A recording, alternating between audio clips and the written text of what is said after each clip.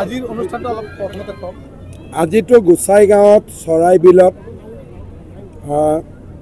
আমাৰ কোকৰাঝাৰ জিলা বিজেপিৰ সভাপতি গোসাই বসুমতাৰীৰ ইলেকশ্যন কেম্পেইনত আহিছিলোঁ। এতিয়া আৰু দুখন মিটিং চিৰাঙত আছে। খুব ভাল ৰিজাল্ট হ'ব মই আশা কৰিছোঁ।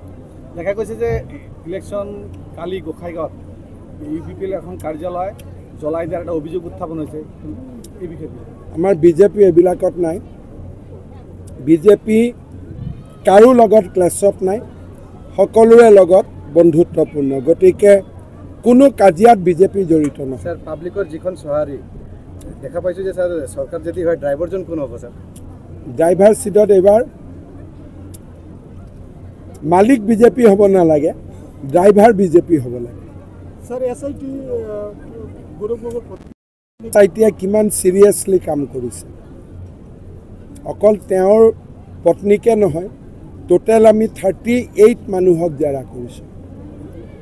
গতিকে ৰিপৰ্টটো যেতিয়া আহিব আপোনালোকে লিষ্টত পাই যাব কাক কাক আমি জেৰা কৰিছোঁ। তেওঁ এতিয়ালৈকে কোনোবা এজন মানুহ যেতিয়া কিবা এটা ঘটনাত ধৰাত পৰে অলপ দেৰিটো সাহস টাইপত থাকিবই লাগিব। কোনোবাই নিজে ক'ব নেকি যে মই চুৰ কৰি আহিছোঁ বুলি? যেতিয়ালৈকে কোৰ্টত প্ৰুফ নহয় চবেইটো এইবিলাকে কৈ থাকিব। কিন্তু 5 বছৰ আপোনালোকে চৰকাৰ চলালে, তথাপি বাৰে বাৰে আপুনি VCDCক অভিযোগ কৰিছে। ৰাইজৰ মনত সেইটোৱে শংকা হৈছে যে চৰকাৰ আপোনালোকৰ আছিল। চৰকাৰ আমাৰ ক'ত আছিলে? এইটো আকৌ আপুনি মিত্ৰজোঁটৰ মানে কি? আমিতো ছাপৰ্ট দিছোঁ। ইএমটো আপোনালোকৰো আছিল। ইএম আমাৰ থাকিলে কি হ'ব? আমাৰতো 3টা ইএম। VCDCটো আপোনালোকৰো আছিল। মোৰ লগত থকা কেইটাও বেয়া। বিজেপিৰ VCDC কেইটাওতো ঠিক নহয়।